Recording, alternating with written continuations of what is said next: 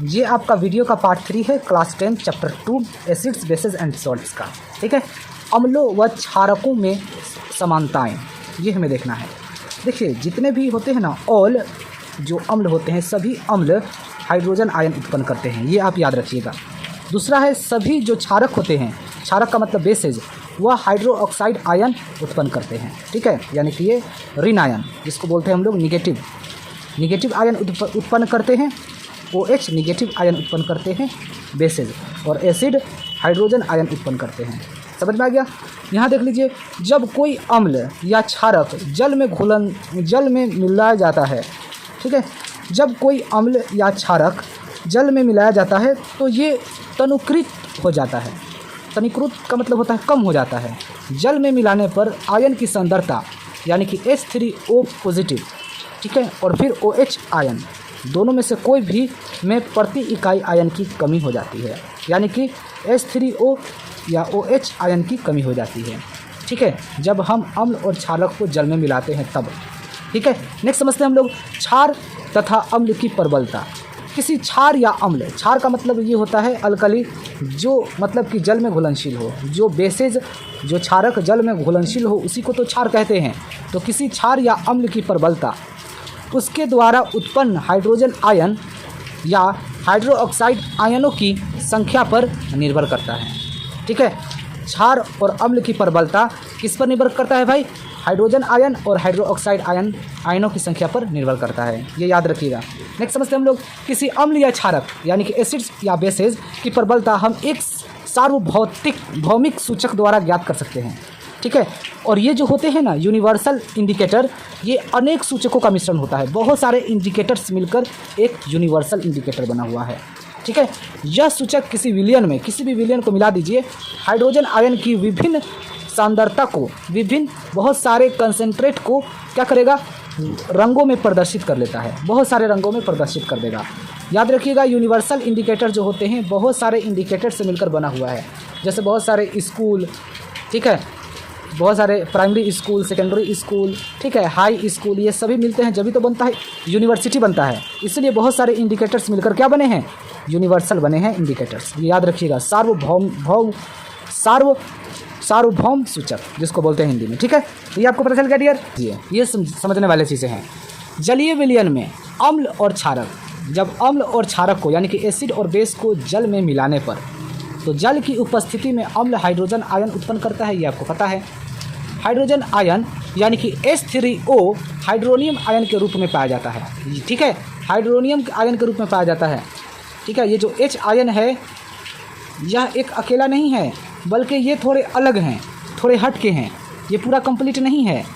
ठीक है, क्योंकि हाइड्रोजन आयन, ठीक है, और फिर ये देख लीजिए, और जल की उपस्थिति में, जल का मतलब H2O मिल गया, तब क्या बनाया? हाइड्रोनियम आयन बनाया। ठीक है, तो हाइड्रोनियम आयन पता है दो चीज़ों से मिलकर बना है, हाइड्रोजन आयन और वाटर से मिलकर हाइड्रोनियम आयन बने हैं। ठीक है, तो अब तो आपको पता चल गया कि हाइड्रोजन आयन जो होते हैं यह पूरा कंप्लीटली ठीक ठाक नहीं होता है। ठीक है, इसके साथ कुछ ना कुछ ज़रूर होता है, जैसे वाटर। वैसे ही फिर यहाँ पर देख लीजिए HCl हो गया, तो हाइड्रोजन क्लोराइड HCl, यह वाटर के साथ रिएक्शन करेगा क्योंकि जल में घुलनशील है, तो क्या बना रहा है? हाइड्रोनियम आयन, और फिर क्लोरीन बाहर निकल रहा है। ठीक है, नेक्स्ट समझते हैं यहाँ पर जल की उपस्थिति में क्षारक, यानी कि क्षारक का मतलब बेसेज यानी कि OH आयन उत्पन्न करता है जल की उपस्थिति में। देख लीजिए, जल की उपस्थिति में यानी कि सोडियम हाइड्रोक्साइड, ये बेस है, क्षारक है। ठीक है, जल की उपस्थिति में क्या करेगा? सोडियम आयन बनाएगा, और OH आयन निगेटिव क्या करेगा? यह उत्पन्न करता है। ठीक है, ऐसे ही मैग्नीशियम हाइड्रोक्साइड जल के उपस्थिति में क्या बना रहा है? मैग्नीशियम आयन बना दिया, और फिर OH आयन देख लो ऊपर की तरफ निकल रहा है। समझ में आया आपको? तो यहाँ पर लिखा हुआ है साफ साफ, जल की उपस्थिति में क्षारक जो होते हैं, ये क्षारक है, दोनों आयन उत्पन्न करते हैं, जल की उपस्थिति में OH आयन उत्पन्न कर रहे हैं। ठीक है, नेक्स्ट समझते हैं हम लोग यहाँ पर, ये वाला पॉइंट समझते हैं। सभी क्षारक यानी कि जितने भी हैं आपके बेसेज, सभी क्या हैं? सभी क्षारक, यानी कि जितने भी बेसेज हैं सभी क्षारक जल में घुलनशील नहीं होते। ठीक है, जितने भी बेसेज हैं वह सभी जल में घुलनशील नहीं होते हैं। जल में घुलनशील क्षारक को क्षार कहते हैं। अब आपको पता चल गया क्षार किसको कहते हैं? जल में घुलनशील क्षारक को क्षार कहते हैं, यानी कि अल्कली कहते हैं। सभी क्षारक होते हैं, परंतु सभी क्षारक क्षार नहीं होते। ये चीज़ें, ये लाइन बहुत बेहतरीन है, याद रखिएगा। ये वाले लाइन, सभी क्षारक जल में घुलनशील नहीं होते हैं, नंबर 1। दूसरी बात, जल में घुलनशील क्षारक को ही हम क्षार कहते हैं, अल्कली कहते हैं। दूसरा पॉइंट पता चल गया। तीसरा पॉइंट देख लीजिए, सभी क्षार यानी कि सभी अल्कली क्षारक होते हैं, परंतु सभी क्षारक क्षार नहीं होते, ठीक है। इसीलिए जितने भी बेसेज हैं उसमें से कुछ ही क्षार होंगे, ठीक है, लेकिन जितने भी क्षारक हैं, जितने भी क्या है क्षारक हैं, वह क्षार नहीं हो सकते हैं। समझ में आया? यानी कि जितने भी क्षार हैं वह सभी क्षारक हो सकते हैं, ठीक है। अल्कली वह सभी क्या होंगे, बेसेज होंगे, लेकिन सभी बेसेज अल्कली नहीं हो सकते, ठीक है डियर, समझ में गया? अगेन रिपीट, सभी अल्कली बेसेज हो सकते हैं, परंतु सभी बेसेज, जितने भी बेसेज हैं, बहुत सारे हैं बेसेज, बेस वो अल्कली नहीं हो सकते, ठीक है। अब ये समझते हैं पॉइंट। जल के साथ अम्ल या क्षारक को मिलाते समय सावधानी बरतनी चाहिए। देखिए, अम्ल और क्षारक को जब भी हम जल में मिलाएंगे तो सावधानी पूर्वक, ठीक है, क्योंकि हमेशा अम्ल या क्षारक को ही जल में मिलाना चाहिए, हमेशा अम्ल और क्षारक को ही जल में मिलाना चाहिए, अम्ल या क्षारक को ही जल में मिलाइए, ठीक है। देखिए, ये अम्ल है, ये जल है, तो अम्ल को क्षारक में मिला रहा है, ऐसा नहीं कि अम्ल है और उसमें जल मिलाइए, ठीक है, बहुत बड़ा खतरनाक होता है ये एसिड और बेस, ये याद रखिएगा, जब भी तो इसके लिए इंडिकेटर है। समझ में आया? नेक्स्ट समझते हैं, हमेशा अम्ल या क्षारक को ही जल में मिलाना चाहिए और लगातार इसे हिलाते रहना चाहिए। जिस चीज़ में हम मिला रहे हैं एसिड और बेस को, उसको हमेशा हिलाते रहिए ताकि वो ठीक ठाक न्यूट्रल करके रहेगा, यानी कि बैलेंस करके रहेगा, क्योंकि यह प्रक्रिया अत्यंत ऊष्मक्षेपी होते हैं, यानी बहुत ज़्यादा गर्म होता है। हो सकता है कि कांच का गिलास फट जाए, ठीक है, हो सकता है कि ज़्यादा उबलने लगे, ऊपर की तरफ फेंकने लगे, ठीक है, और एक बार एक्सप्लोड करे, धमाका होगा और आपके बॉडी पर पड़ेगा, आपका बॉडी का ख़राब कर देगा, ठीक है, आपका जान भी ले सकता है। तो याद रखिएगा, ये अम्ल है और उसमें जल डाल रहे हैं तो ये गलत है, ठीक है। जल हो और उसमें अम्ल डालिए और इसको बार बार हिलाते रहिए, ठीक है, समझ में आ गया? नेक्स्ट समझते हैं अब हम लोग सांद्र अम्ल, मतलब कंसनट्रेटेड एसिड, ठीक है, कंसनट्रेटेड एसिड, सांद्र अम्ल समझ में आ रहा है आपको?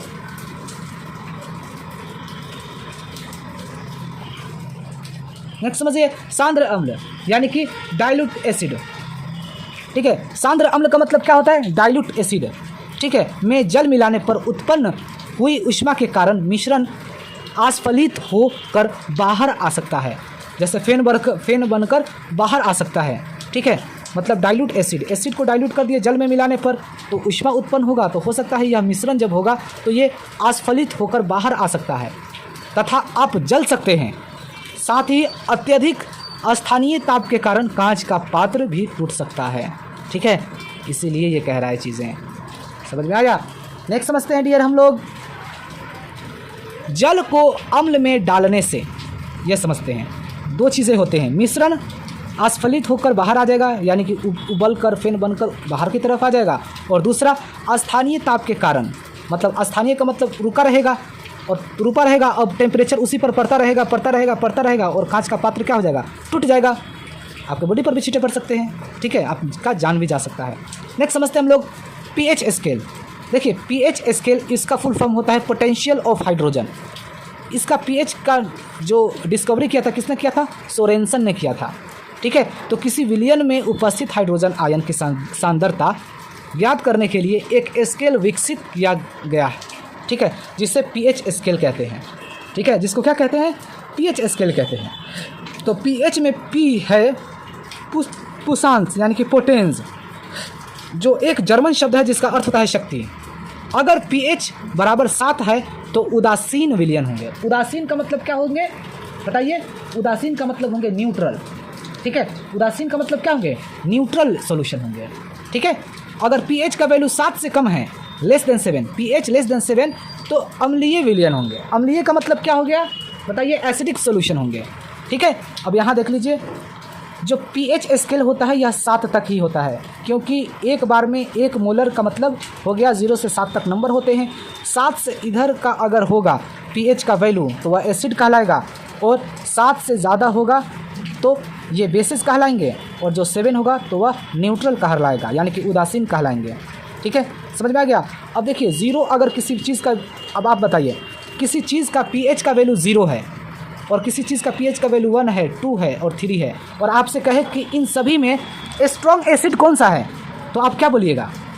स्ट्रॉन्ग एसिड आपका 0 वाला होगा।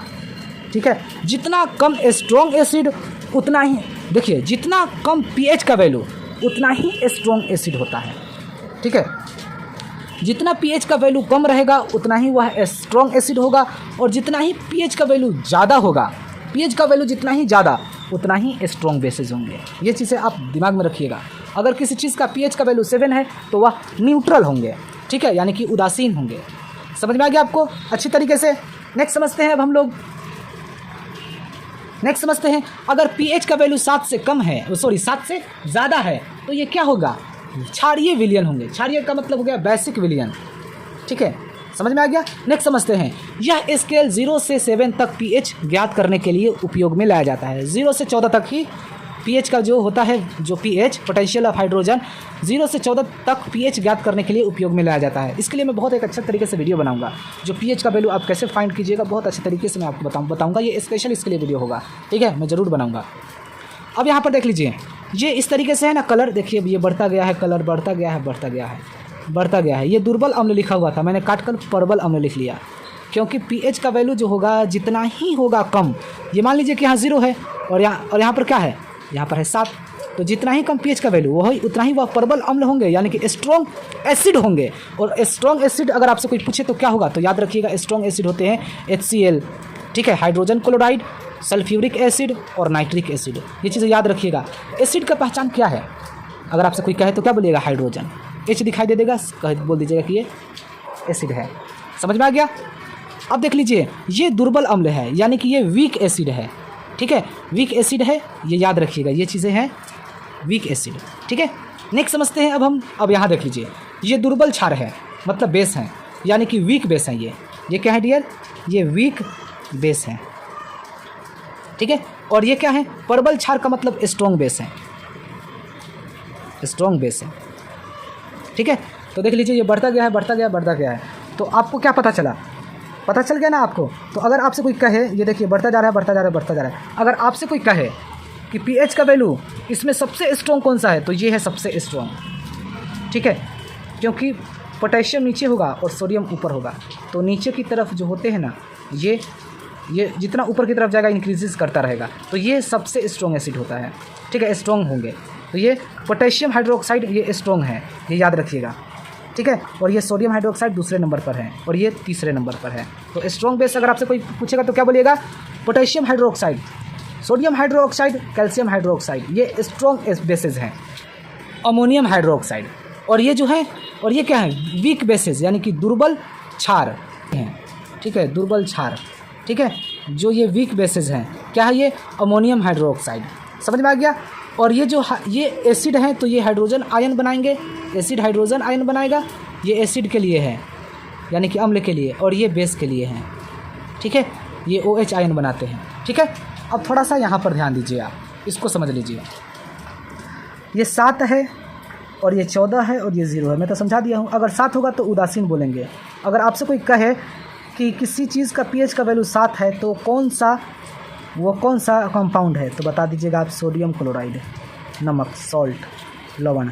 ठीक है, ये उदासीन होते हैं। ठीक है, अब देख लीजिए, हाइड्रोजन आयन की सांद्रता में कमी होता जाएगा और ये वृद्धि होता जाएगा। ठीक है, समझ में आ गया आपको? समझ में आ गया? ये देख लीजिए, ये अम्ल के लिए है, ये अम्ल के लिए है, और ये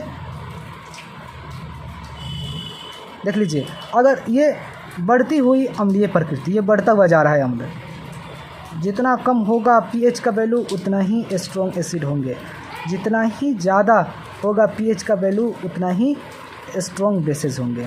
ठीक है, और 7 होगा पीएच का वैल्यू तो ये उदासीन यानी कि न्यूट्रल कहलाते हैं। ठीक है, समझ में आ गया डियर आपको अच्छे तरीके से? नेक्स्ट समझते हैं अब हम लोग दैनिक जीवन में पीएच का महत्व। ये बहुत बहुत इम्पोर्टेंट है, इसमें से आते हैं। ठीक है, एग्ज़ाम में आते हैं, समझते हैं। पौधे एवं पशु पीएच के प्रति संवेदनशील होते हैं। पौधे और पशु जो होते हैं पीएच के प्रति संवेदनशील होते हैं। अब देख लीजिए, यानी कि सेंसिटिव होते हैं। तो अभी इसका मतलब क्या होगा, अब इसको अच्छे से हम लोग समझते हैं। देखिए, हमारा शरीर 7 से 7 पॉइंट पीएच के बीच कार्य करता है। अगर आपसे कोई कहे कि हम लोग जो बॉडी का काम कर रहा है, बॉडी जो काम कर रहे हैं, इसका मतलब ये है कि हमारा बॉडी 7 और 7 से लेकर 7.8 के बीच है, तभी हम लोगों का बॉडी काम कर रहा है। ठीक है। वर्षा के जल की pH का मान 5.6 से कम हो जाती है तो वह अम्लीय वर्षा कहलाती है। ठीक है, समझ में आ गया। जो वर्षा के जल की, ठीक है, वर्षा के जल, ये बारिश हो रहा है, वर्षा के जल का pH का मान अगर 5.6 से कम हो जाए तो वह अम्लीय वर्षा कहलाएगा। ठीक है, समझ में आ गया, यानी कि एसिड रेन कहलाएंगे। नेक्स्ट समझते हैं मिट्टी का pH, यानी कि pH ऑफ द सॉइल। अच्छी उपज के लिए पौधों को एक विशिष्ट pH परास की आवश्यकता होती है। यदि किसी स्थान की मिट्टी का pH कम या अधिक हो तो किसान उसमें आवश्यकतानुसार अम्लीय तथा क्षारीय पदार्थ मिलाते हैं, यानी कि एसिडिक और बेसिक क्या करते हैं, उसमें पदार्थ मिलाते हैं जिसकी वजह से उर्वरता मिट्टी का बढ़ जाए और फसल अच्छा हो। ठीक है, समझ में आ गया। तो अगर pH का मान, ठीक है, अगर मिट्टी में कम हो या ज़्यादा हो जाए तो उसके लिए अम्लीय और क्षारीय मिट्टी में मिला दिए जाते हैं, जिससे क्या होता है, प्लांट का उपज अच्छा होगा। अब ये समझते हैं हम लोग हमारे पाचन तंत्र का pH। ठीक है, हमारे पाचन तंत्र का pH, यानी कि pH in our digestive system. हमारा उदर का मतलब होता है स्टमक, हाइड्रोक्लोरिक अम्ल उत्पन्न करता है। जब हम लोग खाना खाते हैं ना तो ये हाइड्रोक्लोरिक अम्ल बनता है। खाना खाए, अंदर गया पेट में, वह हाइड्रोक्लोरिक अम्ल बनेगा।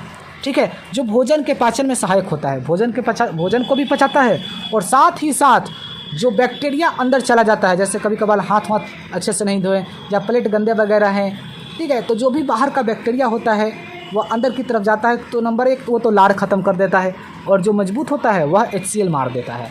अब आप HCl आप देख सकते हो, आपको तो ज़रूर हुआ होगा, जब आप ज़्यादा से ज़्यादा खाना खा लेते हो तो जब आप उल्टी करते हो ना, बहुत मुंह नाक वगैरह कान वगैरह सब जाम करके जो बाहर की तरफ वॉमिटिंग करते हो, उल्टी करते हो, वही तो होता है HCl। ठीक है, जो भोजन को पाचन में सहायक करता है। सहायक का मतलब मदद करता है। अपच की स्थिति में उदर अधिक मात्रा में अम्ल उत्पन्न करता है। अपच, देखिए कोई फूड है जो क्या हो रहा है, इंडाइजेशन हो रहा है, यानी कि वह इंडाइजेशन हो रहा है, तो इसका मतलब क्या है कि उसमें अधिक मात्रा में अम्ल उत्पन्न हो रहा है, जिसके कारण उदर यानी कि स्टमक में दर्द व जलन का अनुभव होने लगता है। समझ में आ गया। अब देख लीजिए आगे, इस दर्द से मुक्त होने के लिए एंट एसिड जैसे क्षारकों का उपयोग किया जाता है। ठीक है, जो अम्ल की अधिक तक मात्रा को उदासीन कर देता है। ठीक है, जो मात्रा को क्या कर देता है, अम्ल ज़्यादा बन गया है पेट में तो वो उदासीन कर देगा। हम लोग क्षारकों का उपयोग करते हैं, जिसको हम लोग मिल्क ऑफ मैग्नीशिया कहते हैं, जिसको हम लोग इनो बोलते हैं। ठीक है, कि इनो जाओ ला लो, बस 2 मिनट में ठीक ठाक कर देता है, तो वो इनो होता है। ठीक है, तो अगर आप ज़्यादा खाना खा लेते हैं, ठीक है, ज़्यादा खाना खा लेते हैं, अब देखिए एक लॉजिक वाले बातें, ये HCl इतना ये खतरनाक होता है कि इसका pH का वैल्यू 8 होता है, बहुत ज़्यादा ये एसिड होते हैं। ठीक है, खतरनाक एसिड है ये, 8 है तो ठीक है। अब ये HCl है ना, हाइड्रोजन क्लोराइड, यह खतरनाक एसिड है। जब ये खतरनाक एसिड है तो हमारा स्टमक को ख़राब क्यों नहीं कर रहा है, हमारा पेट को ख़राब क्यों नहीं कर रहा है, बताइए। हमारा जो स्टमक है उसको भी गला देना चाहिए, लेकिन गला क्यों नहीं पा रहा है, क्योंकि जो हमारा स्टमक है डियर, ठीक है, जो स्टमक है, ये स्टमक जो है ना, ये जो जिस पर हम पेन चला रहे हैं, ये एक्चुअली म्यूकस है, ये इसको म्यूकस बोलते हैं। ये ऑलरेडी बेसेस होते हैं। ठीक है, और ये एसिड और ये होते हैं बेसेस, न्यूट्रल हो जाते हैं, इसीलिए ये HCl हमारा स्टमक को पचा नहीं पाता है, ना ही ख़राब कर सकता है। ठीक है, और जो हम मिल्क ऑफ मैग्नीशिया जिसको बोले हैं ना, जिसको हम इनो बोलते हैं, जब हम ज़्यादा खाना खाएंगे तो हमारे बॉडी में क्या होगा, अम्ल ज़्यादा मात्रा में बनने लगेगा, और जब अम्ल ज़्यादा मात्रा में बनने लगेगा तो धुआंतु ढकार वगैरह, ये सब इंडाइजेशन वगैरह, ये सब चीज़ें होने लगेंगे। ठीक है, दर्द होने लगेगा, पेट में जलन होने लगेगा। ठीक है, ये सब चीज़ें होने लगेगा। ठीक है, तो हम लोग क्या करते हैं, उसके लिए मिल्क ऑफ मैग्नीशिया यानी कि इनो खाते हैं। ये इनो जो होता है ना, मिल्क ऑफ मैग्नीशिया, ठीक है, इसका फॉर्मूला होता है Mg और फिर OH2 का होल ट्वाइस, ये होता है, यही मिल्क ऑफ मैग्नीशिया होता है।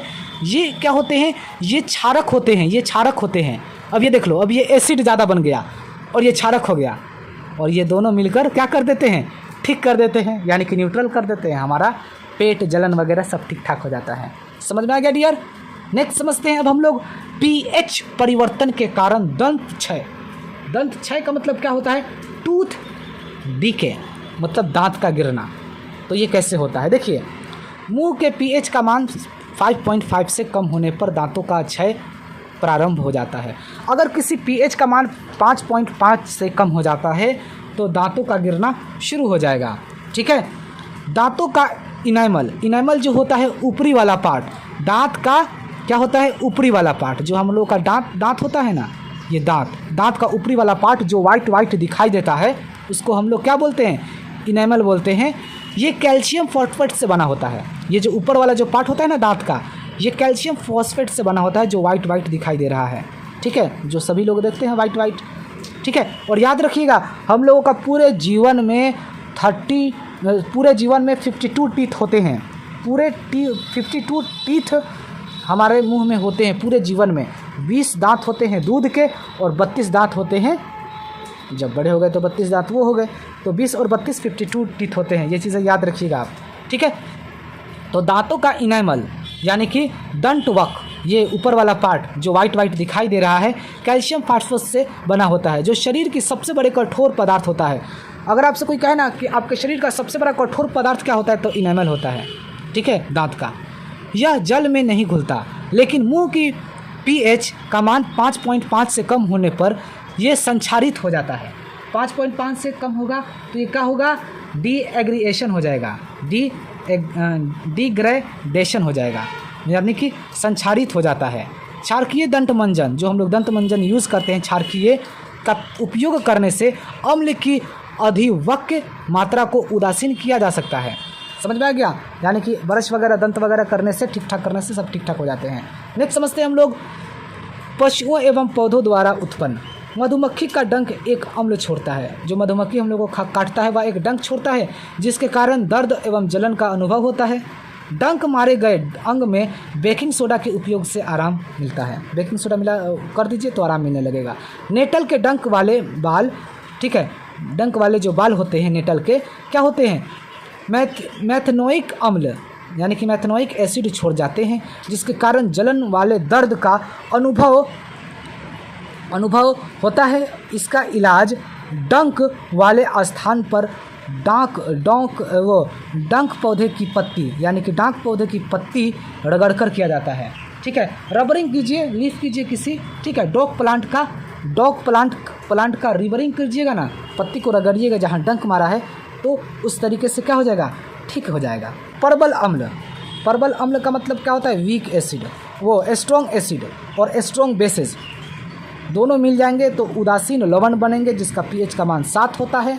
ठीक है, जैसे कि सोडियम क्लोराइड। ठीक है। अगर आपसे कोई कहे कि एक ऐसा एसिड का नाम, एक ऐसा पीएच का मान बताओ जिसका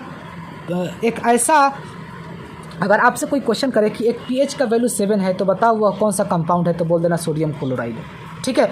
परबल अम्ल का मतलब क्या हो गया? स्ट्रॉन्ग एसिड और दुर्बल क्षारक यानी कि वीक बेस, ये दोनों मिलकर अम्लीय लवण यानी कि एसिडिक सॉल्ट, जिसका पीएच का मान 7 से क्या होता है? कम होता है। एग्जाम्पल के लिए क्या हो गया? Ammonium chloride. ठीक है। नेक्स्ट समझते हैं तीसरा, परबल क्षारक। परबल का मतलब हो गया स्ट्रॉन्ग बेसेज और दुर्बल अम्ल यानी कि वीक एसिड। जब ये दोनों रिएक्शन करेंगे तो क्षारकीय लवण यानी कि क्षारकीय लवण को क्या बोलेंगे? Basic salt. ठीक है, बेसिक सॉल्ट उत्पन्न करेंगे, जिसका पीएच का मान 7 से अधिक होता है। और ये एग्जाम्पल के लिए ये हो जाएंगे। ठीक है डियर, तो समझ में आ गया यहाँ तक। अब आपके जो वीडियो मिलेंगे ये यहाँ से आपको देखने को मिलेगा पार्ट 4। ठीक है, पार्ट 4 में आपको ये पूरा का पूरा हम आपको अच्छे तरीके से समझा देंगे, जिस तरीके से आपको समझ में आ रहा है। ठीक है, कोशिश करूँगा और बेहतर से बेहतर समझाऊँ। बस इतना टॉपिक हम लोग को रह गया है समझाने के लिए। ठीक है।